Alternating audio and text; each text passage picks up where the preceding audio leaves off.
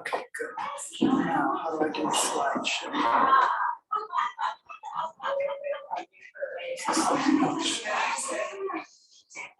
Okay, welcome. Right now, we just have Hovick here, so welcome Hovick and anyone else who ends up joining later. This is all about insider tips for self-employed people. So I know that you are self-employed and you'll get some good tips for this personally.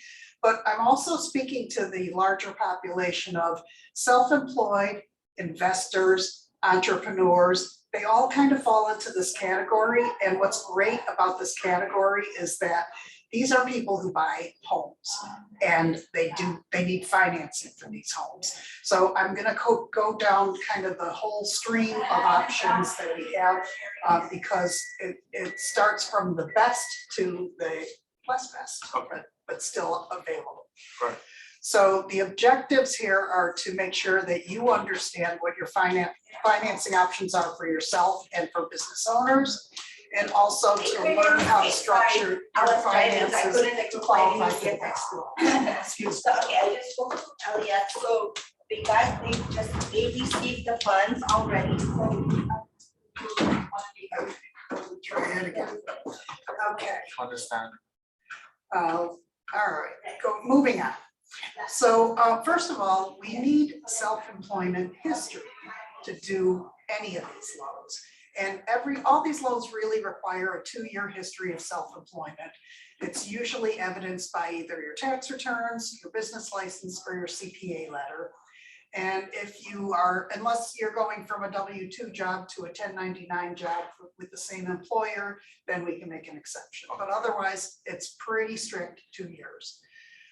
Now, if you've been employed for 5 years or longer, we can usually only use 1 tax return. So that's really good for a lot of agents. I just did a loan recently for an agent who had a great year the prior year, but the one before that, not so great during COVID. So we used a 1-year program for her and it worked out fantastic.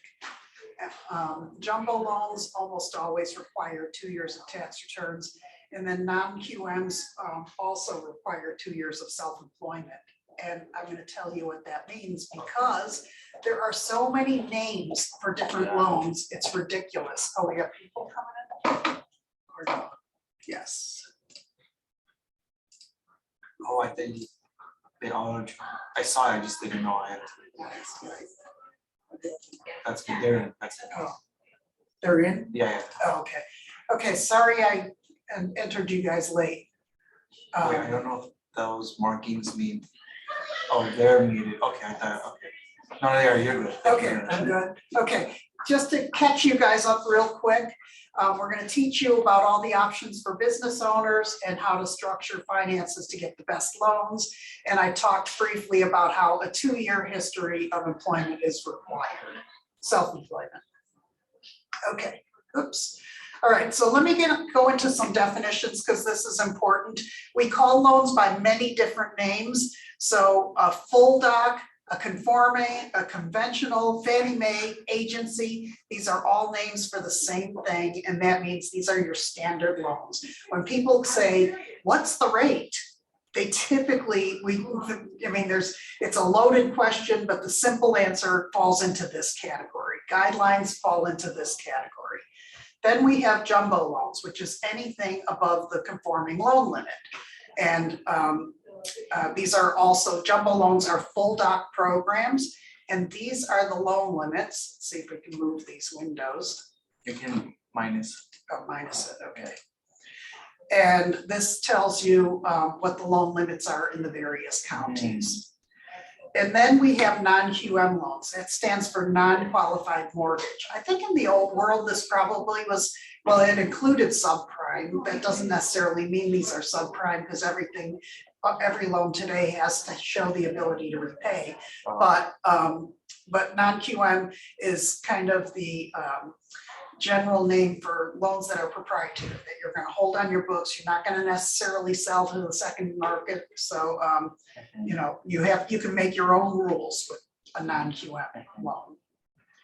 So the funnel approach is what I take when I'm looking at a self-employed borrower. So I'm going to look first, can they give me full docs and get a conventional loan, because that's best pricing. If not, then I look, can I use their bank statements to qualify them, or some other form of alternate documentation? Because that's gonna be the next best pricing. Then we look at the DSCR program, which is debt service coverage ratio, which is an investor loan that simply cares about the cash flow of the property and nothing else. And then last but not least, stated income is not really what it's called a no ratio, but it's kind of the same thing. So the pricing of course gets higher as we go down the spectrum, but there's options from A to Z here. That's the This is what important thing to know. You meant by best to less. Okay. Best to less best, Okay. yes. Okay, so question number one, do you have sufficient documented income? And I'm gonna look at your tax returns to find out that information. If you are a Schedule C, or I'm sorry, on page 1 of the 1040, this tells you what your income sources are. So you've got, if you're making W-2, it's gonna be here. If you're making interest or dividend income, it's gonna be here, or IRA distributions or pensions and annuities.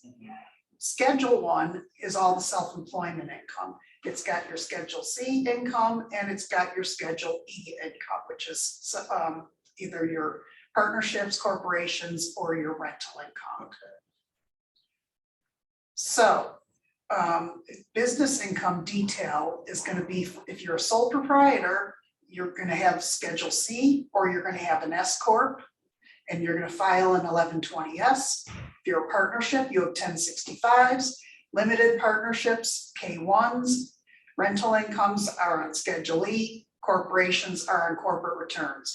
I'm going to go over all of these in detail, fast detail. Obviously, you don't need to be a loan officer, but I just want you to know this. Yeah. Except for corporations, I'm not going to talk about, because we see very few of them and they follow the same guidelines as S corp pretty much.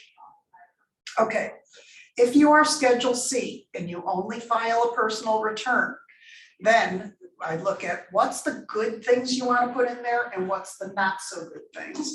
So the good things, starting out with net income, that's our number 1 line. So we take that as the beginning point. If you've used business use of home, we'll add that back. If you've used depreciation, we'll add that back. If you've used business miles, we'll add that back. So these are all things that I strongly encourage self-employed people to use. Whereas the bad ones, if you have non-recurring other income, that comes out. And if any meals and entertainment, that comes out. And this is what a Schedule C looks like. The red sections are the bad numbers and the yellow sections are the good numbers. So for example, in this one, I might counsel this person, hey, anywhere else you can put this? Supplies, office expenses, whatever, travel versus entertainment, then it doesn't affect your, doesn't like. yeah, then we're not going to take that away from you if you can move that. So this is helpful to know. And then this person does use business use of home, which is great. I see a lot of realtors who don't, and I'm sure you guys use your home. Literally, yeah. I also don't often, I don't often see the business miles on a realtor's return, which is important because we're going to give you credit for that. So don't forget those items. If you file an S corp or a partnership, these are almost analyzed almost exactly the same. The good stuff is any self-employment wages that you pay yourself, your net income, as always, any guaranteed payments, any depreciation. Depreciation is the magic because this is like free money, so it saves you on taxes and we give it right back to you when it comes to analyzing your income. And on the bad side, non-recurring or other income, mortgage notes payable in less than a year, doesn't matter if it's greater than a year, and meals and entertainment. So always meals are a takeaway. Income compared to distributions. So one thing that underwriters are going to look at is, okay, it's fine that this client says that they have $257,000 in income, but did they distribute it? In this case, they did. So for S corps, it's shareholders, items affecting, I mean, it's always in the same section, but it's called shareholders, items affecting shareholder basis with code D, or on partnerships, it's line 19 and it just says distributions, line D. So if this should be greater than or equal to this in order for us to use that number. Otherwise, there's a liquidity test. So the test starts with, do the distributions equal ordinary income? Good to go, moving on. If not, we go to test number 2, and we look at your Schedule L in the tax return and see if your current assets less the current liabilities show enough money for you to pay it, because otherwise they assume, okay, you made 250 in that case, and if you kept 250 in the business as retained earnings, fine, you know, it's fine.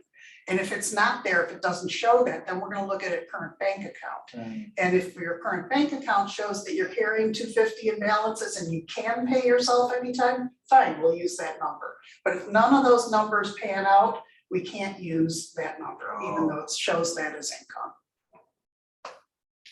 Limited partnerships is anything that you have less than 25% ownership in. And this is usually like a syndication, for example. And everything is good on that one. You know, it's just money in your hands, free money that, you know, we give you, no deductions.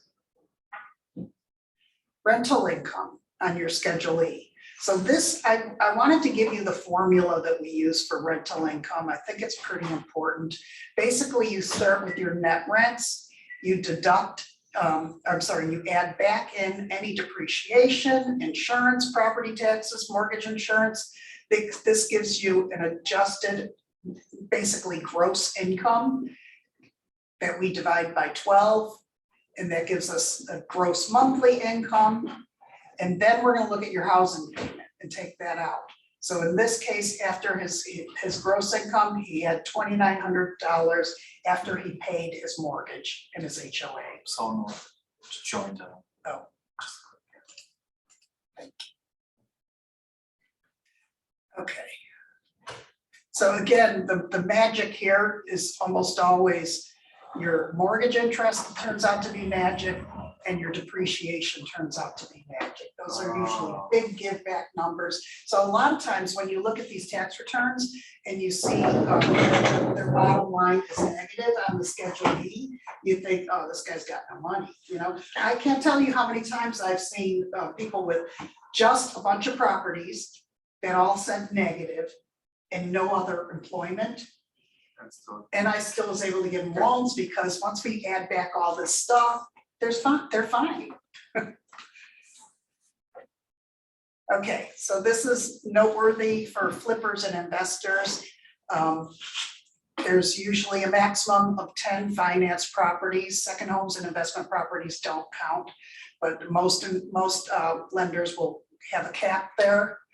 FHA has this 90-day flip rule, and this is tricky because if you are buying, let's say you represent the buyer, and you've gone in and you made an offer and you found out in the process that they had originally had the seller has an FHA loan and they just bought it less than 90 days ago, you're screwed. You can't do it. You gotta wait until there's been 90 days passed after a FHA loan before you can flip it or sell it. In order to get cash out of any property, you have to be on title for at least 6 months. But your home, usually, once you buy a home, we don't revalue it. We'll use the original appraised value for a whole year. So unless, let's just say 6 months down the line, they've done a major remodel and now they want to sell it for something much larger or refinance it or whatever, then we're going to need proof of that. You know, we're going to need actual invoices that show that they put in that ton of work. And then occupancy, this is noteworthy too, because anytime I think I can get away with it, I do a loan as a primary residence, okay? If I can't get away with that, I'll look at a second home, and if that fails, I'll go to an investment property. But the main thing is that it's gotta make sense. So you're talking second home or primary, and there's gotta be some kind of a story, you know, I'm buying this home, you know, I live in Encino now, but I'm buying this home in Sherman Oaks, and it's my second home. And the reason I can get away with it, even though it's the one town over, is because, you know, my kid's school is there and they are disabled and we need to walk to school. I mean, there's gotta be some story. I have one client like that who's got, uses a second home strictly as a music studio. And you can actually Google it and see it online, and it makes sense. But, makes sense. yeah, but you gotta have a story. Okay, now we're gonna talk about non-QMs, which are really the real estate investors and the self-employed people's best friends, because this makes anything possible. All the loans I've talked about up till now are full doc, and that's, you know, your clean and best rates, and that's what everyone hopes to start out with or get to eventually. But in the meantime, as you either max out your number of loans or, you know, you're starting out, you might need to go into some of these loans. So the alt-doc program. So this is where we can either potentially use only 1 year of tax returns. We can maybe just use your 1099s. We can maybe just use your assets. And in some cases, we can only use a P&L. So if it's a CPA, what do they call it? If the CPA basically did your P&L rather than you doing it yourself, we can use that. So a lot of times these alt-docs programs save the day. And the way I usually get to this is I will, even if somebody calls me and they say, you know, I don't show much on my tax returns. That's, you know, I'll right away know, okay, this one's gonna be creative, fine, you know, but I'll still say, send me all the full docs, because that way I can find out, do they have a bunch of assets? Do they have a bunch of 1099s? Is one of their tax years good, tax reports good and the other's not? We'll figure it out, but I need to know what I'm working with. I think the important thing here is always look at the lender as the doctor. Don't self-diagnose, you know, just trust me. You know, I might ask you a bunch of nosy questions, but there's a reason. I want to get to, you know, the most advantageous way to structure this for you. Okay, bank statement programs, I love, love, love, love, love, because they're pretty easy. They are not bad priced. And it's a really good way for a lot of people who don't show a lot of income, because they make the money, they just don't want to show the money. And what we do is we take either 12 or 24 months of bank statements, and we take the average deposit less the expense ratio. So the expense ratio is going to default to 50%, but if your CPA says that it's less, then we'll accept less. Like for a realtor, for example, it might be 15%. There's usually a minimum, so 15 might be the minimum. And then we'll use that as your income number. And the CPA letter that is required is, we want to know what percentage of ownership you have. We want them to say, yes, your expense ratio is X. And that the use of the business assets is not going to negatively impact the business. Now, I will always tell the CPAs what I want the letter to say, so you don't have to worry about that. The only time that this gets tricky is sometimes you get CPAs who are not wanting to play the game. Oh, Yeah, I was just gonna say that. Yeah, and when that happens, I do my best to alleviate their fears that they're not going to get in trouble, no one's going to check, you know, they're not going to, we don't use tax returns on these loans, so how are they going to know whether that is true or false information? It's just, but sometimes they simply will not. Yeah. So we have to go another route if that's the case. What would be another route to not showing it? Okay. This would be one, which is our DSCR loan, which is our investor loan. So on this loan, there is no personal income used, no employment required. They do not care about income, period. They just want to make sure that the property cash flows, and as long as the cash flow, the cost, the housing expense, HOA, PITIA basically is less than or equal to the new mortgage payment, they're good. You do have to own primary residence. I have had people who were renters trying to buy investment properties go into this program, doesn't work.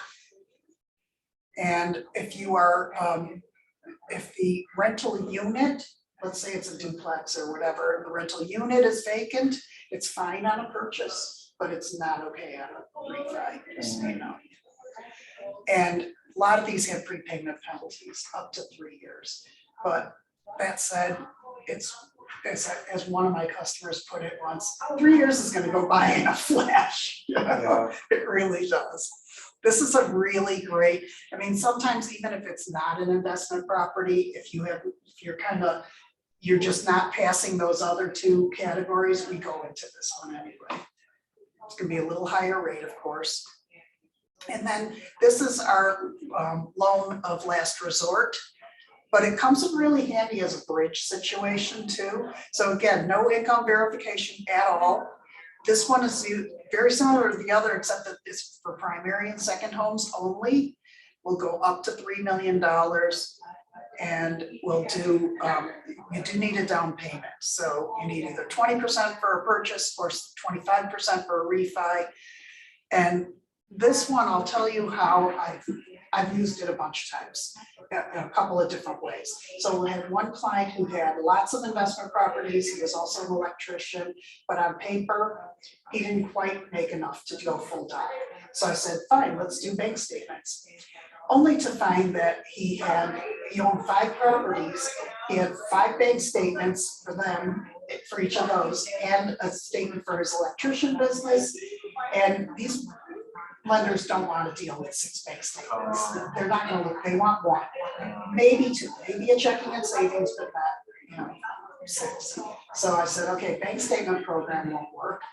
And the investor program, that one didn't work for him either because it was going to be primary residence, and this program that I'm looking at right now ended up being a better price for him anyway. So that was one way I used it. Another way was with a client who they wanted to go into this 1-year tax return program. We started doing that loan only to find out that we had another issue that was unforeseen and they weren't going to qualify for it. So we said, okay. She's like, I'm in escrow. I want this property really bad. What do I do? And I said, let's put you in this. Now on this one, and I just did it, and the rate on this happened to be about 7.5% for interest only. That's kind of the bad news. The good news is because it's interest only and they were selling their other home and they hadn't sold it yet, as soon as they sell it, they can make a whopping payment and then bring it way down, and then the payment is nothing after that. So it ended up being a really great solution. What does it mean to be interest only? It doesn't have to be. That's an option, and that's what she did. Okay, got it. Yeah. So here's some miscellaneous important do's and don'ts. Do, if you are Schedule C, use mileage, don't use auto and car deduction, because I can give you back on your mileage. I can't do anything if you use auto and car deduction. Now, when that CPA guy was here a few weeks ago, he was saying to use the auto and car deduction. I didn't get a chance to ask him why, but maybe there's some benefits there for some folks, but just be mindful. From a lender's perspective, I like mileage. If you have any business paid debts, pay them out of your business account. Because, for example, you lease a car and it's a business expense. If you are paying that lease out of your business account, not your personal account, then if you give me 12 months proof of payment, I don't have to hit you for that as debt. Okay. That applies to any business, recurring business expense, but car is where I usually see it the most. And then I think it might have been that same CPA who gave me this piece of advice, and I thought, God, why didn't I thought of that ages ago? Have one credit card that you use for all your business expenses. For that matter, anything that's a tax deduction. So that's what I started doing this year, and then next year, my taxes are gonna be super easy, and I'm not gonna forget stuff. I'm not gonna have to save receipts throughout the year and forget where I put them. So I thought that was a big plus. And then business don'ts. Don't commingle your funds, don't mix business and personal. And it's just so hard to work with. Even if you have two personal checking accounts, do it that way, I don't care, just try not to mix and match. Minimize internal transfers, so if you do mix and match, don't be flopping money back and forth, because the lenders, if they're looking at your bank statements and see all that, they're just gonna either automatically discount it or just go, this is a mess, and not even try. So keep it clean. Minimize your meals and your travel and entertainment expenses. Find another category for that expense. It should be easy enough to figure that one out. Do you have multiple businesses? Have one checking and maybe one savings for everything, or pick one primary account to be used? Because if you want to go bank statement program, which is really the second best thing after full doc, then we only want to look at one account, really. And then use either your business account or your personal checking for your income, not both, but keep your income together, or have the majority of your income in one place at least. Don't self-analyze. So the rules change all the time. It's important for you to know that just because I'm giving you all these tips today, this isn't gospel, because next week it'll be something else. They'll change something, there will be some new bell or whistle, whole new program, they won't do certain things anymore. You just never know in the lending world. Stuff changes constantly, but I think that most of the things we've talked about here are just good rules of thumb to That's follow. usually monthly changes. You never know. No, You never know. Just like when COVID hit, for example, everything changed. yeah. Just overnight, no non-QM loans available. And then they started to gradually come back, and so you just never know. Don't assume that it can't be done, because I am of the school of belief that you can do anything, and there's a way. But I will say that the two most important things that, when it comes to loans is you gotta have money or you gotta have income. So, if you have one of those two, I can get you in. Your credit's important, your debt's important, but the two most important are money and income.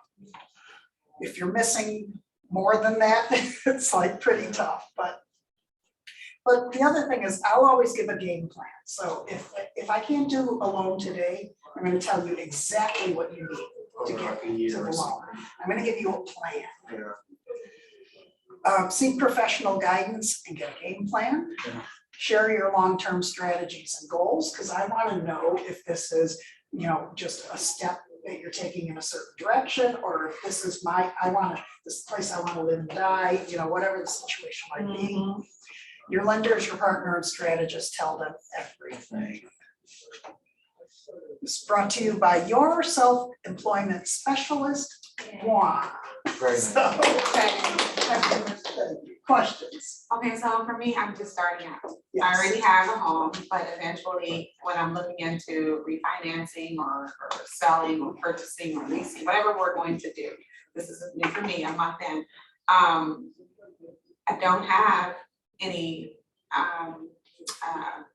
separate business accounts. I don't have any income right now, first of all, so everything is just put this on this card, put this on this card, put this on this card. So you're suggesting, because now it'll be all over the place. Sometimes it's my debit card, sometimes it's my airline card, sometimes it's my whatever I think is the purchases, like my dues and everything was over $1,000. Like, yeah, airline miles. Yeah. So you're saying get a separate account to have as a business.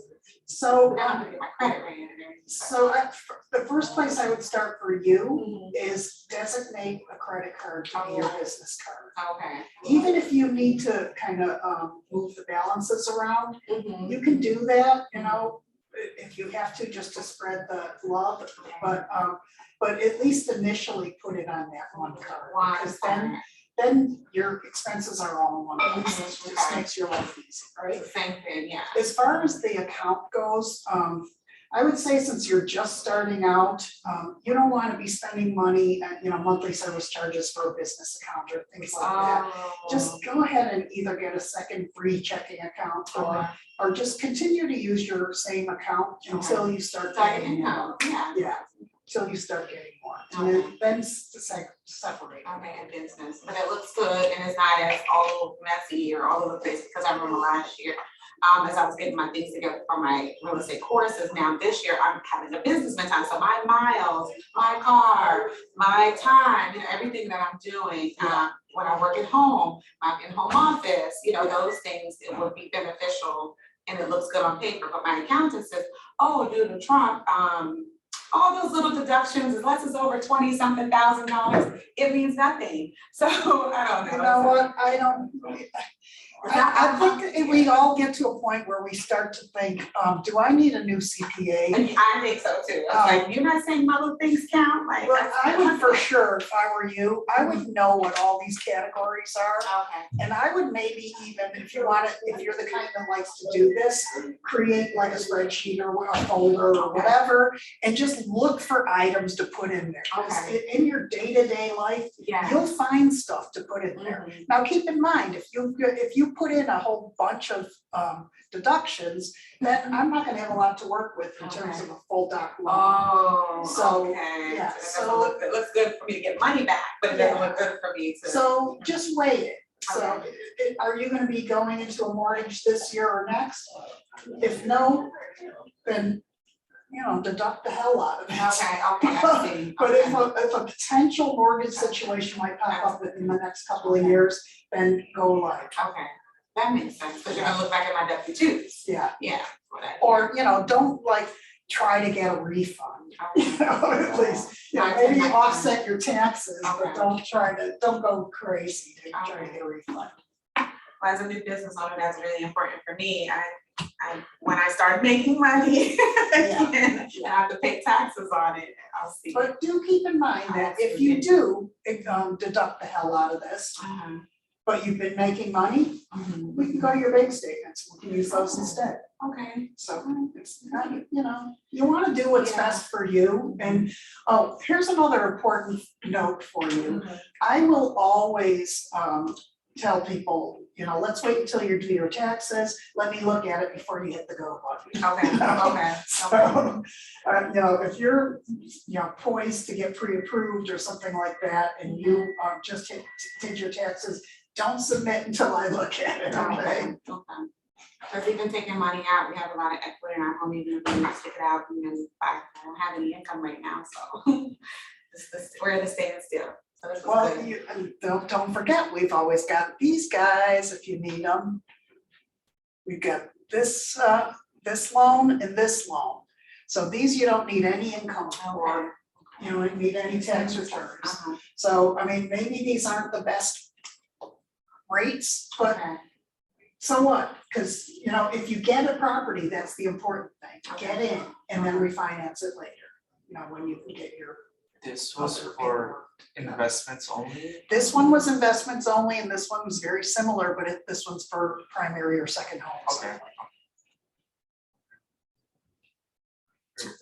You have any questions? Anybody on Zoom have questions? I guess that's it. I should have one. Oh, So go Oh, I you're found, sending this. I found this down payment resource on our MLS Okay, site. I just came across this like an hour ago maybe. okay. Is this something that you worked with before or seen? No, I haven't. Let's see down. Like I don't know how do I refer this to my clients or?